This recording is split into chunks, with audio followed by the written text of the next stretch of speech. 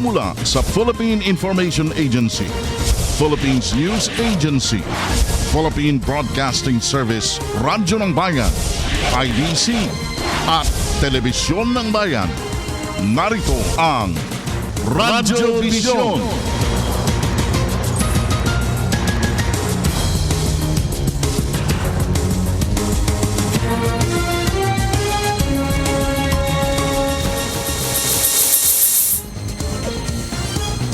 Roses are red, violets are blue.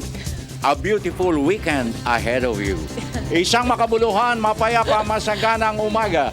Luzon, Visayas, Mindanao. San man kayo naroon, anuman ang inyong ginagawa sa mga oras na ito, minsan pa, samahan ninyo kami sa isa na namang edisyon ng ating Radyo Vision sa Media ng Bayan sa araw na ito ng Biyernes, Agosto 19, 2016. At makakaagapay po natin sa ating People's Television. Walang iba kundi si Mr. Audrey Goriseta. Good Friday morning, Audrey! At dito naman sa ating Radyo ng Bayan Studio, ang wala pa rin kakupas-kupas na luningning ng Antipolo City, the girl with a dimple in every smile. My co-anchor lady, Miss Zarina La Porcelana Luzuegro. Oh, good morning, Zarina. Good morning, Kapra. Ang lakas ng trip mo. Hindi, hi na hi. Saan ba galing to? Ano ba yan? Binili naming lahat. Talaga.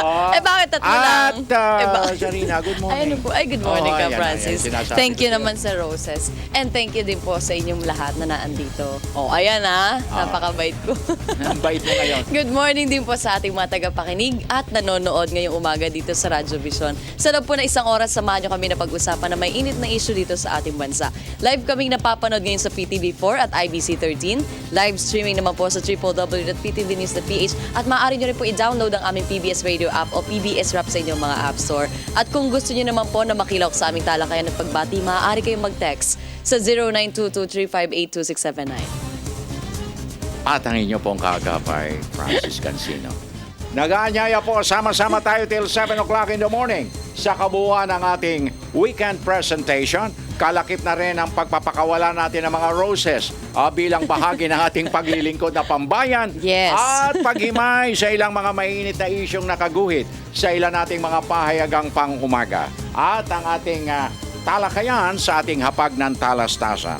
At para po sa kapakanan ng ating mga listeners sa DZRB, Radyo ng Bayan 738 on your dial, kami po ay masusubaybayan nyo rin sa 33 himpilan ng Philippine Broadcasting Service, Radyo ng Bayan, Luzon, Visayas, Mindanao. At syempre pa worldwide sa pamagitan naman ng audio streaming. At para po sa ating mga texters, please lang, don't forget to write your name and your addresses, please. Sa lahat ng mga mensaheng ipadadala nyo, baka ho hindi mabasa ni La Porcelana ang mga messages na walang pangalan at address. And please, keep it short and simple. Thank you very much.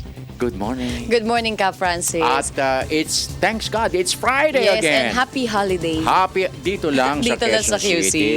At sa mga lugar na Quezon Province, halimbawa, sa Aurora, holiday din yan. Aurora, yes. And sa Binangonan. Binangonan, Rizal. Ayan. Walang pasok. Ayun. Binangonan ba or Angono? Angono. Yeah. Angono. Angono. Okay. Yung may mga higantes, tama po ba ako? Higantes. Oo, yung mga Ayan. higante. Yan, okay. Ay, hindi, kasi baka sakaling doon hindi natin Fiesta. malalaman. May mga malalaking okasyon kapag sumasapit ang kaarawan ng yumaong Pangulong Manuel Luis Quezon na tinaguriang ama ng wikang pambansa. Yes, wikang totoo yan. Pilipino. And Ayan. gusto ko rin i-congratulate ka kasi nakabuo ka na isang linggo. Aba, hindi. Kasi itong Friday feeling ko nito dapat sa'yo ito roses napakahalaga napakahalaga. Kaya nga, sina Wilson, Alvin, Greg, Benny, at saka sina Arvin, talagang sina Lloydie, talagang biro mo, dumaan pa ng dangwa. Oo. Para lang yan sa tatlong Hindi totoo yan. namumukadkad na ilagay mo naman doon sa babaw. Huwag mo naman ganda Sa ibabaw. isa-isang tabi. Ilagay mo Oh, dyan ito para na. Wow, beautiful! For it is in giving that we Kaya hindi ba may receive. usapan, nakaisang ligo ka, Oo natutuwa nga, kaya kami. nga may roses para Napakahirap sa'yo. labanan ng lamig, alam ko yan. At saka Ano, yung sakit ng tuhod. Oo. Napakahirap Sobrang labanan. hirap, At pero hirap nandito labanan ka. ng totoong damdamin. Ayan. Okay. Samantala. Siya nga pala. Sana nakakuha tayo, nakahingi nga pala tayo ng kopya Oo. kay Secretary Martin Andanar nung tabloid. Ito yung mula sa masa, para sa masa. Para sa masa. Libre po yun. Libre na ikangay na ipamahagi nila kahapon. Sayang, hindi tayo 5,000 Yeah, copies every, lang. Very 5,000. limited. Oo. Ano ba ito? Bi-monthly? 2 beses isang buwan Sa yata? isang buwan. Ayun, okay. At makukuha nyo lang po to sa mga branches ng PIA or Philippine Information Agency. O nasa baba lang natin. Kaso Baka walang may pasok copy. ngayon. Ay, oo nga pala. Wala tayong pasok ngayon dito. Kaya baka by Monday, para makakuha tayo, makita natin, dahil nandoon naka-imprenta, nakaguhit, yung mga talagang nagampanan na ng Pangulong Rodrigo Duterte sa kanyang first 50 days ng panunungkulan. Yes, so kasama to na inilabas ng PCO kasabay no documentary nila na 30 to 40 minutes At about saka, sa first 50 days. Eksakto ni nga, Pangulo. 30 to 40 Oo. minutes. Talagang magaling ang pagkaka-edit. Sabi Ng nga ni PTV. Secretary Martin Andanar, magaling daw sa editing ang PTV4. Uy, congratulations. Congratulations Kung sino doon yung sa mga nasa mga likod nun. nagbuhos ng kanilang pawis at malikhaing kaisipan para ma-produce ng maganda yung documentary na yan. Yes, totoo Congratulations sa inyo, PTV4. At gaya nga ng sinabi ni Secretary Martin Andanar, talaga namang bullseye. Napakaganda ng presentasyon. Nailatag mabuti doon punto por punto, Zarina, yung mahalagang accomplishments. Yung mga inaasahan natin. Pero practice lang po yan dahil meron pa tayong 100 days na hinihintay. Yan ang hindi ko na itanong. Yun yung wag natin palapasin. Hindi, yun ang hindi galing, ko na Ka-Franz. itanong kay Secretary Andanar na bukod dito sa 50 days, first 50 days, kung meron pa siyang pabubugsuin sa pagdating ng 100 days. Kasi iba ang kanya pirming iba siya sa lahat ng mga nakalipas na mga tradisyon ng pirmi siyang iba. Ayaw niya yung gaya-gaya po tumaya. Oo, laging may bago. Laging may Pero yung sa bago. Diaryo, paunahan yun kasi 5,000 copies lang yun. Hindi, tsaka wala Kada pang buwan. naglabas ng ganun, Diaryo. Oo. Sa mga nakalipas na administrasyon. Na opisyal na Diaryo Walang ng naglabas ating ng ganung Pangulo. tabloid para sa kapakanan ng masa. Well. Na-inspired ang marami nating mga kababayan. Anyway, naku, napakaganda ng words of wisdom for today, Zarina. Basahin mo word for word, dahan-dahan. Okay, so ang ating words of wisdom ngayong Friday morning ay, for it is in giving that we receive. Wow. Sa Tagalog po. Sapagkat sa pagbibigayan tayo nakatatanggap ng mga biyaya. Sino may Mula dala kay niya? Saint Sino may Francis sabi? of Assisi. Yan ang sinasabi ko Francis! sa'yo. Kaya napapanahon talaga. It is in giving that we receive. Nako. Siyempre na, pag nagbigayan, wala tayong matatanggap sa isa't isa. Hindi, talagang Ay, kinakailangan. buti na isipan nyo to. Thank you. Mahilig talaga ako sa bulaklak. Naku, talaga naman. Nagparinig talaga. Lalo na pag mabango. Ayun. Ay, gusto hindi, ko talagang yun. may angking bango yang mga ganyan. Lalo na pagmula sa puso. Ano nga sabi ni Saint Francis of Assisi? Nadinig mo. Alam mo ba yung dasal ni Saint Francis of Assisi? No. Okay. Sige nga. Wag mo nang kantahin. Okay. So, sapagkat ang pagbibigayan, tayo ay makakatanggap ng mga biyaya. Wow, ang galing. For it is in giving that we receive, it is in dying that we are born to eternal life. Amen. Amen. Ayan, okay. Bye-bye, Jing. Thank you. Okay. Samantala, puntahan na natin at paraanin na natin ang unang bulusok ng ating balitaan sa pamagitan po ng ating kabalikat, Mr. Audrey Gorisata. Mr. Audrey, good Friday morning. Go! Narito na ang may init na balita dito sa Radyo Vision. Pangulong Rodrigo Duterte binisita ang mga sundalo sa Camp Shonko, Maguindanao. Dokumentaryo ng 51st Days ni Pangulong Rodrigo Duterte ipinalabas na. At one-stop shop ng POEA para mapadali ang proseso ng mga papeles ng OFW binuksan. Magandang umaga, Luzon, Visayas at Mindanao. Bumisita si Pangulong Rodrigo Duterte sa mga sundalo sa Camp Sionco sa Cotabato City. Una niyang dinalaw ang mga sundalong nasawi na nakaburol sa kampo. Nakiramay siya sa mga pamilya nito at bago tuluyang humarap sa mga sundalo para magtalumpati ay nagkaroon ng ambush interview ang mga media sa kanya. Sa pagharap niya sa mga sundalo ay muling binanggit na magiging doble ang kanilang mga sweldo sa pagsapit ng buwan ng Disyembre ngayong taon. Nabanggit din ng Pangulo sa talumpati ang mga plano para lalo pang palakasin ang mga kasundalahan ng bansa. Kanya ring sinabi ang patuloy na paglaban ng kanyang administrasyon kontra kriminalidad at iligal na droga. Samantala, iginiit ni Philippine National Police Chief Ronald Bato de la Rosa na hindi nila isinasawalang bahala ang mga kaso ng pagpatay sa mga umano'y drug suspect na kinasasangkutan ng mga vigilante. Ayon kay de la Rosa, patuloy silang nagsasagawa ng investigasyon ukol dito at makakaasa ang mga biktima nito na makakamit nila ang hustisya. May report si Joy Gumatay. Nilinaw ni PNP Chief Director General Ronald Bato de la Rosa na hindi ikinikibit-balikat ng kanilang hanay ang naitalang halos 700 kaso ng vigilante killings sa unang 50 araw ng kanyang pamumuno. Hanggang ngayon kasi ay wala pa maski isang kaso ang nareresolba ng Philippine National Police patungkol sa karahasang ito. Pagtatanggol naman ng PNP Chief, patuloy pa rin ang investigasyon ng kanilang Internal Affairs Unit sa bawat isang kaso ng vigilante killing at hindi sila titigil hanggat hindi nakakamit ang hustisya para sa mga biktima nito. Ngayon, meron na tayo nakasuhan sa NCRPO pa lang, more than 20 cases. So hindi naman masabi na wala tayong ginagawa. All of these cases are under investigation. Meron niya mga kanya-kanya case folders, dan kung mag-update, nagre-reflect doon sa folders, kung anong mga development na andyan yan. Hindi po sasabi natin na pinabayaan natin yan. Bukas naman ang Senado na tulungan ng ating pambansang kapulisan sa pagreresolba ng usaping ito.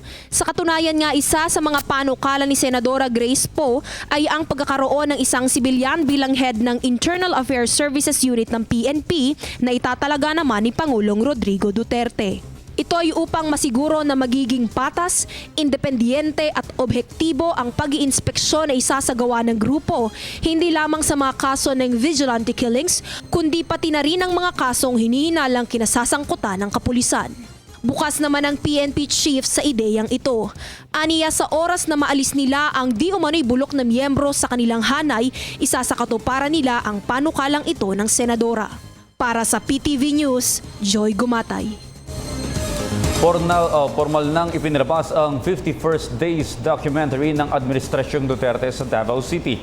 Ipinasilip naman ni Communications Secretary Martin Andanar ang kauna-unahang government newspaper. Ayon kay Andanar, maglalaman din ng entertainment at showbiz session ang tabloid at ito ay magiging libre para sa masa. Ang detalye mula kay Eunice Samonte. At dito sa Davao City, kauna-unahang ipinalabas ang dokumentaryo ng kanyang halos 2 buwan na panunungkulan bilang Pangulo ng ating bansa. Layunin nitong ipabatid sa publiko ang direksyon tinatahak ng Administrasyong Duterte. Pinangunahan ito ni Presidential Communication Office Secretary Martin Andanar kasama si Father Joel Tabora, ang presidente ng Ateneo de Davao University, kasama ang ilang mga estudyante ng Ateneo de Davao. Ayon kay Secretary Andanar, first time in the Philippine history na sa maikling panahon ay naranasan ng ating mga kababayan ang pagbabagong ipinangako ng bagong administrasyon. Nang tanongin naman kung bakit ito tinawag na 51st Days, ayon kay Secretary, ito ay dahil araw-araw ay first day ng pagbabago ng ating bansa. Kabilang nga sa mga ipinakita sa dokumentaryo ay mga nagaganap na pagbabago sa larangan ng ekonomiya, agrikultura, transportation, social welfare, women's rights, housing, environment, traffic at ang freedom of information. Kanina rin ay inilunsad ang kauna-unahang government newspaper na tinawag na Mula sa Masa para sa Masa na gawa at ginawa para sa ating mga kababayan. Habang wala pa po yung TV show at ginagawa po namin yung studio doon sa Malacanang, please welcome Mula sa Masa para sa Masa Tabloid. Duterte Wagi sa Giyera kontra Droga. Ito po ay libre. Mula sa masa para sa masa, the first edition, August 19 to 31. It will be a bi-monthly. It will be a bi-monthly tabloid produced by the Presidential Communications Office. Ito ay may 12 pahina na ilalabas twice a month. Kumpleto rin sa mga balita tungkol sa ating Pangulo at ang kanyang kampanya laban sa droga. Mayroon rin itong entertainment section kung saan blind items ang mga artista na gumagamit ng ipinagbabawal na gamot. Sa ngayon, mayroon pa lamang 5,000 kopya ang mula sa masa para sa masa na dyaryo at inaasahan na rin ang produksyon nito upang maabot ang ating mga kababayan sa anumang sulok ng Pilipinas. Magkakaroon rin ito ng online version para naman sa ating mga kababayan sa ibang bansa. Ayon nga kay Secretary Andanar, madali lang ang maging partner for change. Ito ay dapat magsimula sa ating sarili at sa pagmamahal sa ating bansa. Para sa PTV News, Eunice Monte, Davao City. Itinuturing ng natagumpay ng ilang mga mambabatas ang unang 50 araw ni Pangulong Duterte sa pwesto, lalo na't patuloy ang pagtupad ng Pangulo sa kanyang mga ipinangako noong panahon ng kampanya. Ang detalye mula kay Jervis Manahan.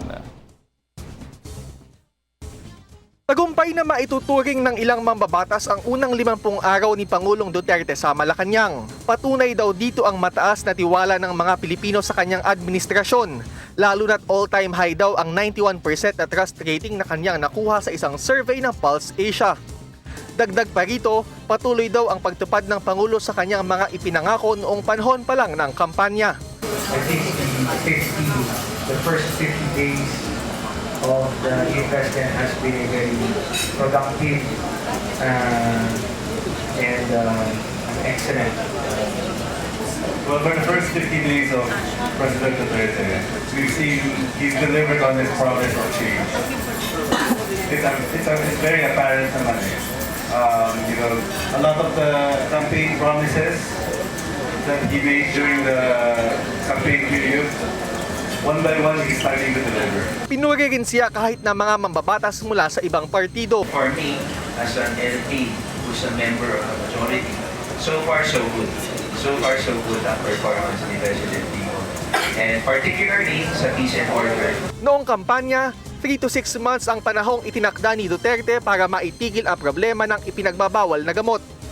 Pero mahigit 1 buwan pa lamang ang nakararaan, marami na siyang napangalanan na sangkot dito, kabilang na ang ilang pulis, mga judge, kongresista at mga lokal na opisyal. Bulibo na rin ang mga sumukong drug pushers at users. They responded very well to the President's anti-drugs, anti-crime campaign.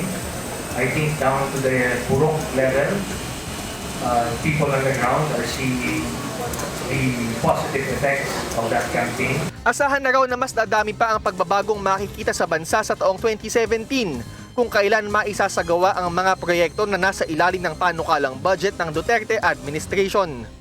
Pero hindi naman lusot ang Pangulo mula sa pambabatikos ng ibang mambabatas. Ipinunto ni na Ifugao Congressman Teddy Bagilat at Tacbayan Congressman Tom Villarin na masyado lamang tutok ang pamahalaan sa kampanya kontra droga. At tila nakaligtaan pa rin ng ibang malalaking problema gaya ng MRT, traffic at pagbaha. Pero tiniyak naman ng mga kaalyado ng Pangulo na unti-unting matutugunan ang mga ganitong bagay sa lalong madaling panahon. Change is here. And the President is serious in what he's doing. Hindi maikakailan ng maraming nagawa ang Pangulo sa kanyang unang 50 araw sa pwesto. At sa mga susunod na buwan at linggo, makakaasa pa rin daw siya ng suporta mula sa Kongreso dahil magpapasaraw sila ng mga batas na tungo sa tunay na pagbabago. Jervis Manahan, PTV News. Samantala, isang pagdinig ang isinagawa sa Senado kung saan inilatag dito ang mga kinauukulang ahensya ng pamahalaan ang kanilang plano para matulungang magbagong buhay ang mga nalulun sa droga. May report si Joy Gumatay. Sa pinakahuling datos na inilabas ng Philippine National Police, mahigit 500,000 na ang bilang ng mga sumusukong nagtutulak at gumagamit ng drogas sa Pilipinas. Ngunit ang nakalulungkot rito ayon kay Senador Panfilo Lacson, ang chair ng Senate Committee on Dangerous Drugs and Public Order, hindi sapat ang ating mga rehabilitation centers upang masuportahan ang pagbabagong buhay ng ating mga kababayang nais ng makalaya sa pinsalang dulot ng ipinagbabawal na gamot. Sa kasalukuyan kasi ay mayroon lamang tayong 52 rehabilitation centers sa bansa na kaya lamang humawak ng 6,000 katao. Kaya naman pagbabahagi ni PNP Chief Director General Ronald Bato de la Rosa, malaking porsyento sa mga sumusukong drug pushers at users ay pinababalik na lamang nila sa kanilang mga komunidad. Wala talaga, wala tayong magawa. That's the best thing that we can do. Kaysa naman hindi sila magsunod, patuloy pa rin sila. Pero minomonitor ba natin sila? Yung mga barangay na nga, pinabayaan natin mag-monitor. Na-request natin yung mga barangay captains to do their share. Upang lalong mapaigting ang ating kampanya laban sa droga, partikular na ang pagpapalawak ng serbisyong panrehabilitasyon sa mga nalulong sa ipinagbabawal na gamot, nagsagawa ng isang malawakang pagdinig sa Senado na dinaluhan ng iba't ibang sangay ng pamahalaan, kabilang na ang Philippine National Police at Philippine Drug Enforcement Agency. Ilan sa mga inilatag rito ay ang pagpapaigting ng ating drug rehabilitation treatment at ang pagsagawa ng mga epektibong drug prevention and intervention programs para naman sa mga kabataan. Inilatag rin sa pagdinig ang pagbuo sa Presidential Anti-Drug Authority o PRADA na tututok sa pagsasakatuparan ng mga planong ito. Para sa PTV News, Joy Gumatay. Samantala, pinag-aaralan ngayon ng Department of Education ang mga naaayong programang pang-edukasyon para sa mga kabataang nalulun sa iligal na droga. Kabilang narito ang pagdadala ng alternative learning system sa mga barangay hall o community centers na pansamantalang nagsisilbi bilang rehabilitation facilities. May report si George Bandola. Posibleng gamitin ng Department of Education ang 2.5 billion pesos mula sa pondo nito para tulungang magamot ang mga kabataang nalululong sa ipinagbabawal na gamot. Ayon kay DepEd Secretary Lenore Briones, hiniling na nila sa Philippine National Police na bigyan sila ng kumpletong listahan ng mga drug surrenderies para malaman ng DepEd kung sino sa mga ito ang maaari pang makabalik sa pag-aaral o sa mainstream education, lalo na ang mga kabataan. Posibleng ipasailalim sa Alternative Learning System Program ang mga kabataang sumuko at nakahandang magbalik sa paaralan. Ang ALS program ay pwede ring dalhin mismo sa mga rehabilitation centers kung saan naroon ang mga kabataan. Kaya patuloy pang pinag-aaralan ngayon ng DepEd ang mga angkop na programang pang-edukasyon na maaaring ibigay sa mga youth drug offenders sa mga barangay halls o mga community centers o mga covered courts, habang sinisikap pa ng pamahalaan na itayo ang mga drug rehab centers sa buong bansa. Bukod sa mga drug offenders, inaalok din ng DepEd ang ALS program para sa mga may edad ng nais makapagtapos ng pag-aaral, mga nagnanais mag-aral subalit malayo sa pisikal na eskwelahan at maging sa mga illegal migrants sa ating bansa. Programa rin itong tutugon sa mga out-of-school youth na tinatayang nasa 5 to 6 million na ngayon, subalit nasa 600,000 lamang ang nakakapag-aral sa ALS. Para sa PTV News, George Bandola. Sa iba pang balita, binuksan na ng Philippine Overseas Employment Agency o POEA ang one-stop shop nito na layuning padaliin ang pagpoproseso sa mga dokumentong kinakailangan ng mga OFWs para sa kanilang trabaho. Hinimok naman ni Labor Secretary Silvestre Bello III ang mga ahensyang kasama sa one-stop shop na ibigay sa mga OFW ang mga kinakailangan nilang dokumento sa loob lamang ng 3 araw. Nagbabalik si George Bandola. Bilang tugon sa pangako ng Pangulong Duterte na pabilisin ang proseso para sa mga overseas Filipino workers, binuksan na ng Philippine Overseas Employment Administration ang one-stop shop nito. Ang one-stop shop ay magsisilbing bukas mula Lunes hanggang Biyernes mula alas 8 ng umaga hanggang alas 5 ng hapon. Ayon kay POEA Administrator Hans Kakdak, napapanahon na ang one-stop shop for OFWs dahil umaabot sa 2,000 hanggang 3,000 OFWs araw-araw ang tinutugunan ng POEA. Ang one-stop shop ay tinatayang makakabawas sa gastos at pagod ng mga OFWs sa pagpoproseso ng kanilang mga papeles bago makaalis, maging ang mga papeles o dokumentong kinakailangan para makakuha ng mga nararapat na benepisyo.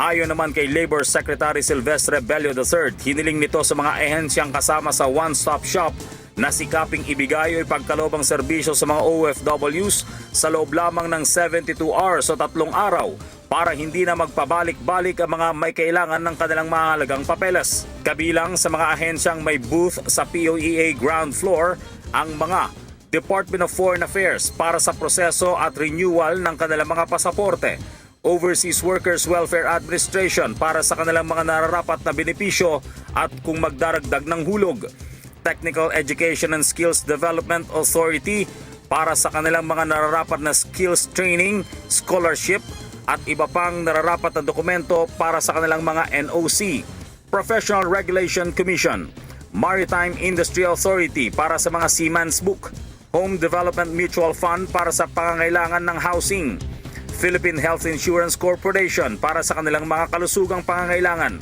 Social Security System, Philippine Statistics Authority para sa kanilang pangangailangan sa mga kopya ng birth certificate, death certificate, SENOMAR at iba pa, Bureau of Immigration, National Bureau of Investigation para sa kanilang mga clearance, Commission on Higher Education para sa kanilang validation ng mga tinapos sa mataas na paaralan, Tourism Infrastructure and Enterprise Zone Authority, Philippine Overseas Employment Administration.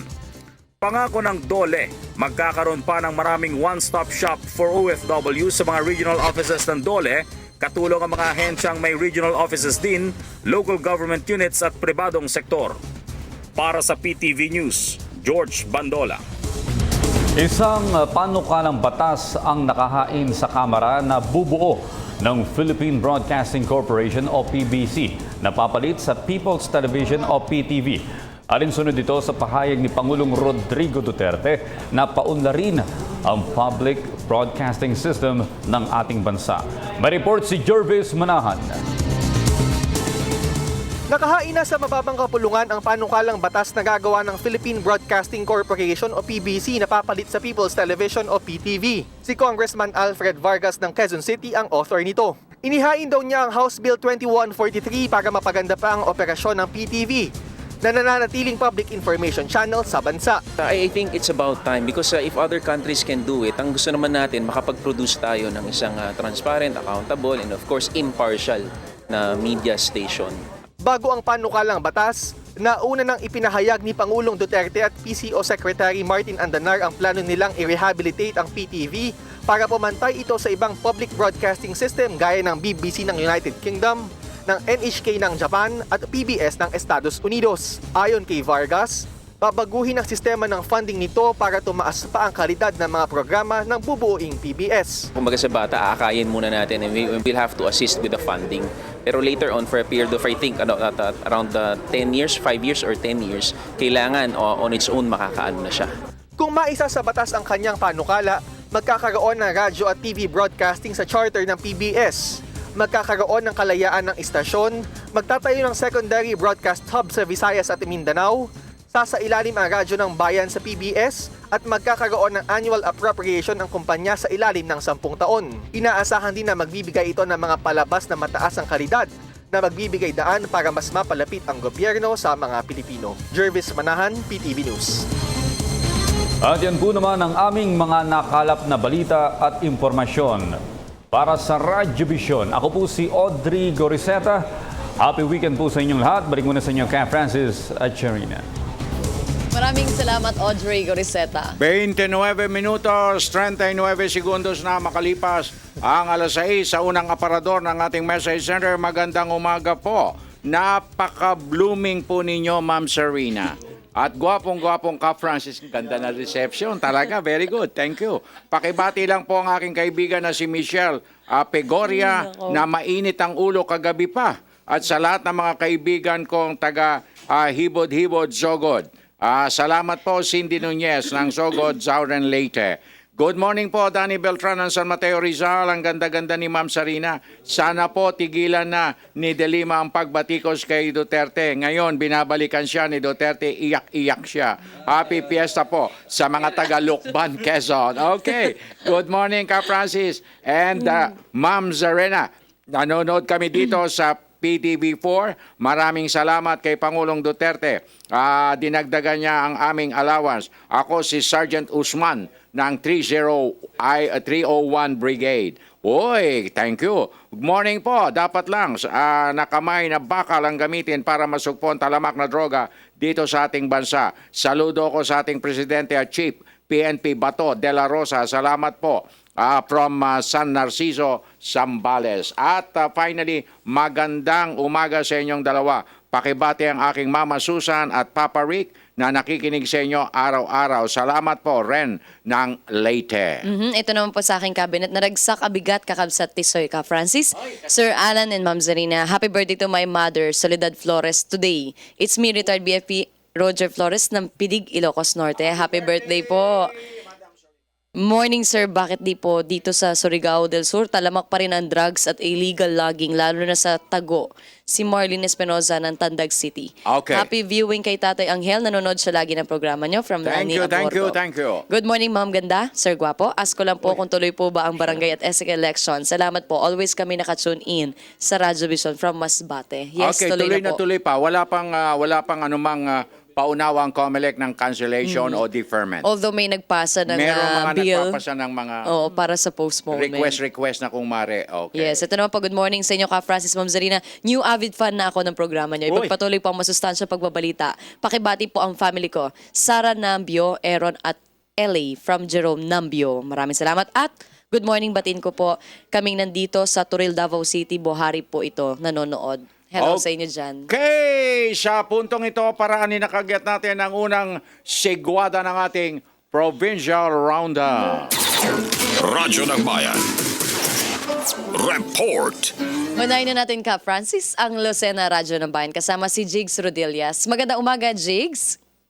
Yes, maraming salamat. Nagsimula na ang klase sa Philippine Science High School o PSHS, Mimaropa Campus sa Ujongan, Romblon. Naging panauhing pandangal sa pagbubukas ng naturang paaralan si Governor Eduardo Firmalo at mga kinatawan ng Philippine Science High School System Main Office at ang DOST. 33 mga estudyante ang inisyal na papasok sa nasabing paaralan. Pansamantala namang gagamitin ng PSHS Mimaropa Campus ang gusali ng Romblon Provincial Convention Center habang hinihintay na matapos ang konstruksyon ng school building nito. Ang unang batch ng mga estudyante ng PSHS Regional Campus ay mula sa lalawigan ng Palawan, Marinduque, Oriental at Occidental Mindoro, Iloilo at Pampanga. Itinuturing na isa sa top high school sa Pilipinas at pinakamaganda sa ASEAN nitong 2016.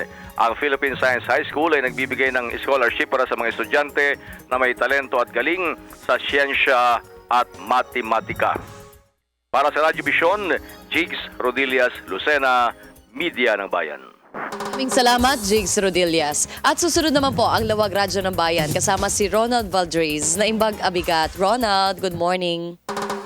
Pinaghahandaan na sa lalawigan ng Ilocos Norte ang malaking job fair sa buwan ng Setyembre bilang isa sa pangunahing aktibidad sa ika-79 na kaarawan ng yumaong Presidente Ferdinand Marcos. Ayon kay Lizette Bitangkor, Public Employment Service Officer ng Ilocos Norte, na makikipagtulungan ang Department of Labor and Employment sa lokal na pamahalaan ng lalawigan upang muling mabigyan ng maraming trabaho ang mga Ilocano.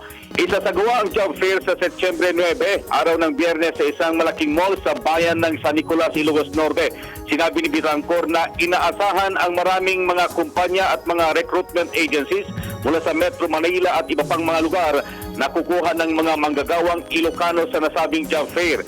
Ilan din sa inaasahang programa sa mismong kaarawan ng yumaong Presidente Marcos sa Setyembre 11 ay ang Dinengdeng Cook-Off o pagluto ng mga gulay na paborito ng dating Presidente at isang misa na isasagawa sa lungsod ng Batak, Ilocos Norte. Para sa Radyo Vision, Ronald Valdrez mula sa DWFP Radyo ng Bayan Lawag, Radyo ng Bayan.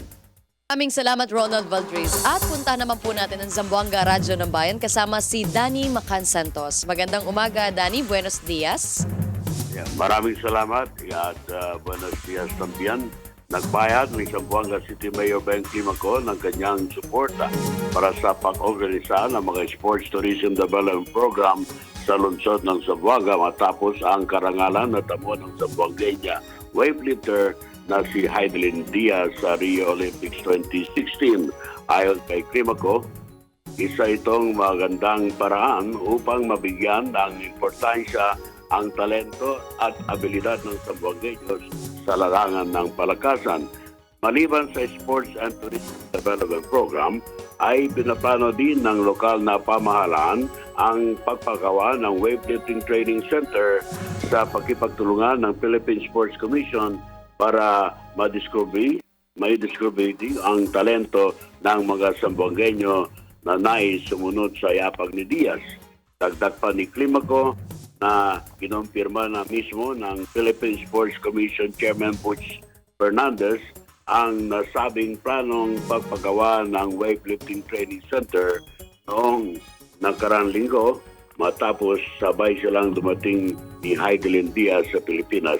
Alinsunod ito ng pahayag ng ating Pangulong President Rodrigo R. Duterte.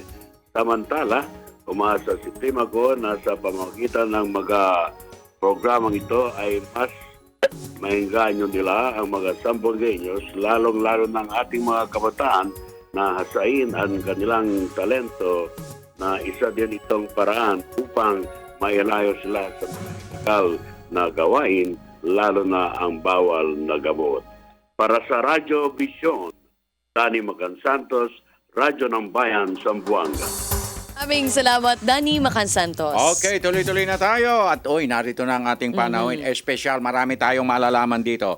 Ang tao na against sa pagdakip at pagpatay sa mga drug lords at drug pusher ay mga protector sila ng mga drug lords sa ating bansa. Roy Robles ng Pagadian City. Hindi naman po lang. Huwag naman po ganun. Huwag tayo maging marahas. Good morning, Cap Francis. Please greet us here in Taguig from Senaida S. Tojero, Bonto. Okay. Good morning, greet ko lang. Advance happy birthday sa apo kong si Victoria Lu Hugo ng Ormoc City from Lola and I. Okay, advance happy birthday. Ito naman po, greet lang po ang lahat daw ng MTM Tours sa La Paz, Leyte. Most especially kay Marvin Martiso. Ingat po kayo. Thank you. Okay. Hello po, Ma'am Zanina. Sir Franz, magandang umaga. Greet lang sa lahat ng tropa sa Kabintan Detachment na laging nakatutok sa programa nyo. Maraming salamat po. Detachment? Yes, sa Ormoc City, Leyte. Magandang umaga sa Okay. Pakilala mo na ang ating piling panawin sa ating hapag ng Talastasan Arena. Yes, kasama natin ngayong umaga dito sa studio ka, Francis, si Dr. Esperanza Kayanan, Chief ng Weather Division ng Pag-asa. At pag-uusapan natin ay yung lagay ng ating panahon sa ngayon, lalong-lalo na ang nangyaring buhawi kamakailan. Magandang umaga po, Doctor. Magandang umaga po. Magandang umaga, Sir Francis, Serena, at sa ating mga kababayan. Salamat po at kahit na sa kabila ng pista opisyal, holiday.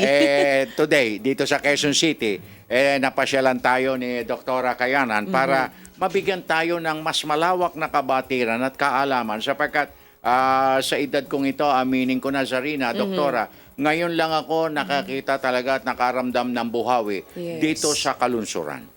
Tama po, hindi po natin kadalasang nararanasan ito, pero sa ibang bansa po. Okay. Pero sa inyo pong pagtasa sa ating weather system, parang kagyat na sunda naman After dito sa Metro Manila, pumunta na masyal naman sa San Miguel, Bulacan. Ano po ang ito po ba maaari na nating maranasan every now and then? Sa ngayon po, ito ay hindi pa ganun kadalasan na talagang mararanasan natin. Ito po ay dala ng ating matinding habagat na naranasan itong past days. At dahil po, ang buhawi po kasi, nagmumula po yan sa isang thunderstorm o yung pagkidlat natin. Pag matindi po ang development ng cloud, dito po nabubuo yung buhawi. At ito po yung nakita natin na ngayong 2 araw na magkasunod, ito po ay ngayon lang natin naranasan na talagang magkakasunod yung buhawi na observe natin. So, maaari po dahil sa pag-init ng ating temperatura, yung global warming natin na tinatawag, maaari pong ito ay isang indikasyon na posibleng magkaroon tayo pa ng buhawi sa mga susunod na araw. Pero ang isang bagay lang po, ang buhawi po na nararanasan natin ngayon ay mas maliit po na sistema compared dun sa ibang bansa dahil nasa tropical areas po tayo. So mas maliliit po ito at hindi ganun kalakas kagaya sa ibang bansa. Pero masasabi nyo hindi ganoong kalakas. Gaano po ba ang strength nito at yung diameter o yung pagkilos nito sapagkat parang seconds lang, apakabilis? Ito pong buhawi na ay may laki lang na diametro na less than 50 kilometers. Ay, meters po, meters. Less than 50, po. less than 50 meters. Around 30. Abay, napakalawak pa Pero po. po sa ibang bansa, ito po ay umaabot hanggang 300 meters. Malaki mga doon ganun eh. po. Oo, Opo. lalo na kung open field, ano po? Opo, open field. At tapos po, ang lakas po nito, yung base po doon sa damage na estimate na meteorologist, ito po ay merong mga lakas na nandun sa pangalawang estado ng tornado level warning natin. Ito po ay may lakas na around 117 kilometers per hour. Yung hangin po na dumaan sa inyo. Ito po ay mga 117 kilometers per hour. Pero yun pong malalakas o malalaking tornado, yung tinatawag nilang mga twister sa Amerika, ito po ay lumalagpas pa hanggang 400 kilometers per hour ang lakas ng hangin. Mas malakas po talaga sa super typhoon natin. Hindi, pero ito hong nakita natin at naranasan namin itong nakalipas, yung unang buhawi na yan, na namasyal pa, mula sa Binondo, pumuntang Quiapo, Zarina, tapos namasyal sa Sampaloc, nagtapos sa amin sa Quezon City. Ang sabi mo, may hinahanap na drug Parang may lord. hinahanap na drug lord, hindi ko maintindihan. Abay, Hindi pa nagpaikot- napuntahan. Abay, hindi na, ewan ko kung natukoy niya. But anyway, talaga pong yung bilis ng travel niya, ganun po, seconds lang halos, doktora? Ang bilis po siguro, nag-range po ito ng mga hanggang around 15 kilometers per hour. Hindi siya nababasag Yung kahit na dumaan sa malalaking istruktura. Dahil po doon sa kanyang concentration, hindi po siya agad nabasag. Pag meron po talaga siyang madadaanan, talaga pong ang tendency nito ay parang masira or Sirain mabasag. Pero dahil po doon sa concentration, tsaka malapit na po kasi doon sa lupa nung ito ay parang nag-intensify. Kung malayo pa po sa dagat, nag-intensify, maaring mas maiksi yung kanyang lifetime or duration, hindi na ito nakapanalasa sa loob. Pero yung pong base doon sa nakita, malapit na doon sa lupa, kaya medyo mahaba ng konti yung kanyang life. Pero normally, ayaan ay mamumuo muna sa katubigan. Sa panahon po na ganito, maaring sa katubigan po ito kadalasan nagmumula. Pero hindi rin po natin iniaalis na posibleng magkaroon din ng tornado. Doon naman po sa flat areas, kagaya ng yung mga plain na mga na lugar na lupa. Dito po kasi matindi ang init, mas malakas ang development ng cloud, thundercloud formation. Yun po. Pero kung sa dagat po nagmula, maaaring mainit yung temperatura doon sa dagat. Mas na-enhance po yung formation ng thundercloud at tuloy-tuloy itong na-develop into a tornado. Sarina. So, kapag ka sa lupa po, dahil nga yung nakaraan sa Maynila, tumagal siya dahil nasa lupa Malapit na. na sa lupa. Oo. Nung na-develop ng gusto. Tapos kanina may nabanggit kayo, meron kayong tornado level. Meron din kayong sukatan. Base po doon sa, ito po ay ginawa ng Hapon. Meron po silang tornado, yung Fujita tornado warning levels natin or categories. Ito po ay nasa level 2, medyo moderate. At ang nakita po natin ito ay base doon sa damage, yung may mga bubong na ang dami na tuklap. Opo, yun po, nandun sa level. Pero po, pag meron ng mga halimbawang sasakyan na tinatangay, ay mas malakas na po ito. Hindi po tayo umabot May sa inangat ganyan. yata ang tricycle. Yung Parang bicycle ba yun? medyo natumba yata na Yung sidecar. trike? Parang, pati tricycle. parang sidecar. Tsaka may dinaanang isang convenience store, basag lahat ang salamin. Dahil po mas compact ito compared po doon sa bagyong malaki. Kaya po yung parang yung ikot niya mas mabilis. Dahil mas maliit na circulation, mas matindi yung ikot. Kesa sa doon po sa bagyo na malaki, mas malaking area pero hindi po ganun ka-concentrated yung damage. Meron, di po ba sa bagyo, meron tayong mata ng bagyo. Medyo maganda ang panahon doon sa gitna. Doon parang doon sa may bandang gilid ng mata, doon matindi. Ito po talagang concentrated sa gitna. Naku. Pero base po sa inyong karanasan, diyan sa ating weather division, meron na po bang mga pangyayari on the past? Kasi po sa tanda kong ito, wala pa akong nasaksihan na buhawi na nangyari dito sa kalunsuran, kundi ngayon lamang. Dito po sa Siguro mas Quezon matanda lang City. ako sa inyo ng isang taon o mahigit isa't kalahati. My goodness, excuse me. Hindi. Ano lang yun? Meron po tayong report na natanggap at previously somewhere in Quezon City meron din po nangyari. Pero hindi po ito na i-video at ang damage po hindi ganito kasing laki. Pero meron pong marami pong reports na nangyari sa Mindanao na tornado occurrences. Pero yung kagandahan lang po hindi po sa maganda, ang ibig ko pong sabihin ay meron po tayo kasi ngayong radar at ngayon lang namin nakikita through the radar. Kaya ito po ay pinag-aaralan pa lang namin ngayon dahil meron na kaming datos. Before po, yung mga reports lang, balita lang, pupuntahan namin, damage na lang titingnan. At itong pagka-video po ng ating kababayan ay napakagandang impormasyon sa amin dahil nakita namin yung itsura niya, kung gaano rin katagal. At ito po ay masusuportahan ng aming pag-aaral through our data ng radar, ng mga observation po ng weather balloon. So ito po ay aming sasaliksikin at para po sa mga susunod na kung sakaling magkakaroon tayo ay meron na po kaming mga indicators na in advance. Kasi sa ngayon po, dahil nga po sa liit nitong sistema na ito, hindi po siya basta-basta nakikita agad ng radar unless meron na tayong itinakdang mga indicators dito sa tropical areas. Pero hindi po nagsasabay ang bagyo. Actually po, yun pong bagyo, meron pong kaakibat na mga buhawi doon sa loob ng gilid niya. Opo. Meron po yun. Pero kamusta po ang tanaw ninyo ngayon? We are almost leading to the last quarter of the year. Mga ilan pa po bang inaasahan nating bagyo at mga pagbaha? Actually po, may inaasahan pa tayo na 8. 8 pa? Ang dami 8 pa. Or even hanggang September, October, 16. November, December, 4 na buwan na lamang. Kasi base po doon sa taya ng aming mga climatologists, sa buwan po ng Agosto, 2 hanggang 4. Agosto, Setyembre at Oktubre, 2 hanggang 4 bawat buwan. Then, ang pagpasok po ng Nobyembre, 1 hanggang 3, and December, 1 o 2. Pero yung during the last quarter po, ito po yung may tinatayata yung makakaranas ng La Nina. So, ang ibig pong sabihin, mas marami pong tubig ang inaasahan natin towards the last quarter doon sa normal.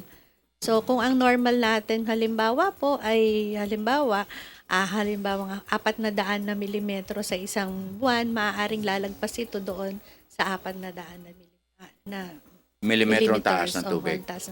Ako namin. Tsaka, given na meron na kang global warming, dapat na ba natin itong laging isama na sa warning natin, lalo na kapag may bagyo, yung mga gantong ipo-ipo? Actually, may ipo-ipo talaga doon kasama ang mga bagyo. Hindi nga lang ito ganun kalalakas at maliliit kasi itong sistema na ito, parang compact. Hindi po. Pwede po ba na sa pagpo-forecast natin? Oo, may isama dahil na. meron tayong day-to-day forecast po ng weather condition, weather update mula sa forecasting center. Is it not possible na incorporate na rin natin if ever itong babala tungkol sa buhawi or Ito nga ipo-ipo? po yung aming pinag-aaralan ngayon. Okay. Dahil nga po may radar na tayo at Kompleto na tayo sa equipment. sa equipment. Ngayon pa lang po natin nakikita yung mga specific na karakteristik nito, nakita ba ito sa radar natin. So, tiningnan na po namin itong 2 case natin at naghahanap po kami ng advanced na identifier o parang mga sinyales na itong thunderstorm na ito ay mabubuo sa tornado. So, in the future po, malapit na po nating makapagbigay ng ganong warning. Halimbawa po, Doktora Kayanan, tuloy-tuloy itong pagbuhos ng ulan o dala ng bagyo, nagbaha ang malaking kalupaan ng kalunsuran. May posibilidad ba na doon manggaling naman ang ipo-ipo? Hindi naman po sa wala. Doon po talaga sa cloud na thunderstorm na mas matindi yung development. Yung pagsalubong ng init at lamig. Pag may init po at lamig, ito po yung nagkakaroon ng tinatawag naming shearing effect. Pag sinaban siya sa forecast, well, it sounds alarming talaga para sa tao kapag narinig nila na ito po yung forecast, tapos meron tayong forecast sa ipo-ipo or buhawi. Pero mas maganda na yung handa eh. Kahit nakakatakot pakinggan. Hindi ako natatakot. I mean, prevention yun eh. Prevention. Para May baka i-consider din yun habang Pwede pinag-aaralan. Habang pinag-aaralan po namin. Pero sa ngayon po, yung thunderstorm, basta po meron tayong Ayun, deep nakakakuha na kami. thunderstorm. At pag ito po ay continue, magtuloy-tuloy, posible po ang buhawi. May pagkakaiba daw po ba ang buhawi at ipo-ipo? Yung ipo-ipo, in the common language, mas maliliit na Okay. sirkulasyon. Okay. Yung mas malakas po yung buhawi, talaga yung nakakadami. Okay, may habol na text dito. Good AM, ask ko lang po, kung papalitan daw ng Pag-asa ang public storm warning signal, gawing tropical cyclone warning signal. Kung totoo, bakit po, Engineer Demor Oraleb ng Viraca, Tanduanes? Tama po. Pinalitan na po natin ngayong taon na ito yung public storm warning signal ng tropical cyclone warning signal. Ito po ay dahil ang ating pong bagyo o yung tropical cyclone, may tatlo po yung klase o kategorya. Na dati po tatlo lang. Meron po tayong tropical depression, yung pinakamahina. Susunod po dyan ay tropical storm, yung pangalawa. So yung storm po na yon Mismo. Yun ay katlo. ay pangalawang klase lang po. So ibig sabihin, kung titingnan talaga natin yung meaning ng storm doon sa public storm warning signal, para lang siya doon sa pangalawang kategorya ng bagyo. So yung tropical cyclone is a generic or general term para sa bagyo. Kaya kahit storm siya, kahit depression siya, kahit typhoon siya, kahit super typhoon pa siya, kasama siya doon sa tropical cyclone warning. Ayun. Nako, talagang napaka-interesting ng ating subject matter, pero siyempre, pag mga pagkakataong hindi abala si Doktora Kayanan, pwede nating imbitahin ulit para sa ilang queries. Pwede ba yun, Doktora? Pwede po. Kaya lang meron din po sana akong request kasi minsan may nababalita na yung Pag-asa daw po ay natutulog. Hindi. Ako makagsasabi hindi. Dahil every hour of the hour, meron kaming Pag-asa Yun forecast. po yung medyo naano ko sa aking hindi mga po. kasamahan dahil may mga news na Nako. natutulog daw ang Pag-asa lalo na itong tinitingnan namin yung buhawi. Yun nga po yung aming in-explain na yung buhawi ay hindi basta-basta agad nakikita. Ayun. Pero pinag-aaralan po namin ito dahil doon nga sa karakteristik. Bayaan nyo ho, katulong nyo kami sa pagpapasinungaling dyan sa report na yan.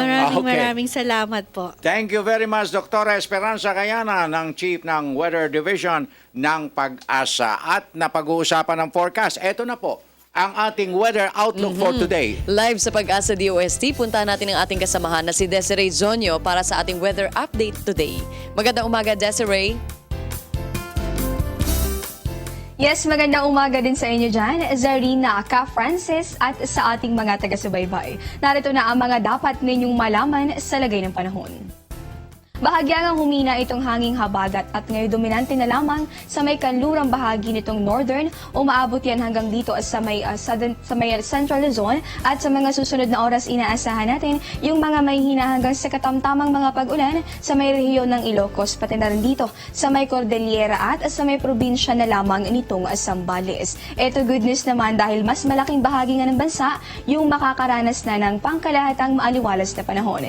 Ibig sabihin magpapakita si Haring Araw, pero posible pa rin naman yung mga pulupulong pag-ulan o pagkidlat at pagkulog. So kabilang po dyan, itong Metro Manila, itong natitirang bahagi ng Luzon, gayon din sa Visayas at syempre pa yung ating mga kababayan dito sa Mindanao. Pero dahil pa rin sa epekto ng habagat, naka-apekto pa rin itong gale warning sa may northern at sa may western seaboards nitong northern Luzon. Ibig sabihin, bawal munang pumalaot dahil inaasahan natin yung maalon hanggang sa napakaalong lagay ng mga karagatan. Sa mga nagtatanong naman kung bakit babahagyang humina yung habagat, ayon po sa Pag-asa, lumayo kasi yung bagyong nasa may bahagi ng China at nagpapalakas nga yan dun sa epekto ng habagat noong mga nakalipas na araw. Sa atin namang panayam kay Pag-asa weather forecaster Mena Mendoza, binanggit niyang wala namang sama ng panahon na direktang makakaapekto sa anumang bahagi nitong ating bansa. Yan po ay sa darating na weekend. At yan po muna ang latest mula rito sa Pag-asa. Ito po ang Panahon TV kung saan walang pinipiling panahon ang pagbibigay impormasyon.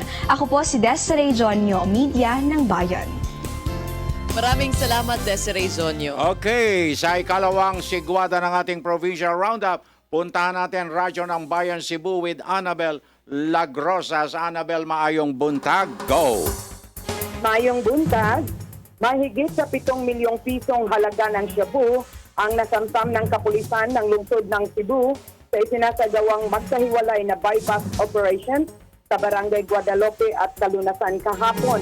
Naaristo ng kapulisan ang 2 suspetsadong drug pushers na sina Richard Pakidopon at Jonrel Bulatag na nakuhanan ng 650 gramo ng shabu. Ayon kay Chief Inspector Jose Hesto, Happy ng Guadalupe Police Precinct, na ang 2 suspetsado ay nasa drug watch list, ngunit hindi sumusuko ang mga ito nang isinasagawa ng pulisya ang oplantukhang. Sila'y nag-ooperate sa katimugang bahagi ng Cebu at sa ilang lugar ng Bohol. Para sa Radyo Vision, Annabella Grosas ng Cebu, Media ng Bayan. Thank you very much, Annabella Grosas. Narito naman po ang Naga Radyo ng Bayan kasama si Jane Betito. Magandang umaga, Jane. Aga, aabot sa 73,000 ang naitanim na iba't ibang kahoy sa protected area ng Mount Isarog dito sa Camarines Sur simula noong 2014 hanggang 2015. Bunga ito ng pagtutulungan ng lokal na pamahalaan ng lungsod ng Naga at ng Department of Environment and Natural Resources sa ilalim ng programang Bottoms-Up Budgeting o PUB na pinaglaanan ng pondong 2 milyong piso. Hindi pa rito kasali ang 33,000 puno ng pili na itinanim naman sa ilalim ng programang Pili Mania ni Naga City First Lady Farah Bongat na sinimulan noong 2011 at sa ngayon ang mga pili ay namumunga na. Layunin ng proyekto na mapangalagaan ang Mount Isarog Natural Park na sa ngayon ay dinadayo na ng mga turista dahil nandoon ang Malabsay Falls. Mayroon ding grupo ng Mount Isarog Guardians, ang Environment and Natural Resources Office, na nagbabantay ng mga kahoy sa bundok upang masiguro ang tuloy-tuloy na pagtubo ng mga ito at mapigilan naman ang pagputol ng mga natitira pang kahoy sa Mount Isarog. Para sa Radyo Vision, Jane Betito sa DWRB Naga, Media ng Bayan. Maraming salamat, Jane Betito. May itatanong akong habol kay Doktora Kayanan eh. Kaano-ano kaya ni El Nino si La Nina? Doktora, ano po ba yun? At may relasyon ba yan? Magkaibigan, magpinsan o magkumpare lang? Dalawang yon ay magkasalungat. Ah, okay. So, magkasalungat. Magkaaway pala sila. Magkasalungat sila. So, yung El Nino po, ang epekto dito sa atin, tayo po ay tagtuyot. Ayun. Kulang po tayo sa tubig. At yun si La Nina. Si La Nina naman po, sobra po o mas mataas sa normal na tubig ang mararanasan natin o yung ulan na mararanasan natin pag La Nina. Mhm. So right now na natapos na tayo sa El Nino, yung La Nina daw po ba? Kailan na magsisimula? Yung La Nina po, pinoproject po natin ito na mararanasan natin sa last quarter nitong taon na ito. Naku, sana matraffic siya. Huwag mo nang dumating. Oo nga. Okay. Mga kaibigan, maraming salamat, Doktora Kayanan, sa inyong oras sa ating Radio Vision. At sana po, pag libre kayo, pasyalan nyo ulit kami. Okay. So, Zarina! Yes, gusto ko magpasalamat kay Dr. Kayanan sa lahat ng mga nag-text, nanood at nakinig ngayong umaga dito sa Radyo Vision. Kung na-miss niyo po ang aming edisyon ngayong umaga, maaari kayo mag-log on sa youtube.com. Muli, ako po, si Zarina Lusuegro. At ang inyo pong kaagapay sa ngalan ni Mr. Audrey Goriseta at ng Radio Vision Family, Francis Cancino, nag-iwan na isang mapayapa, masagan at magandang umaga. Have a beautiful and blessed weekend ahead of us. God bless until next week. Maraming salamat po.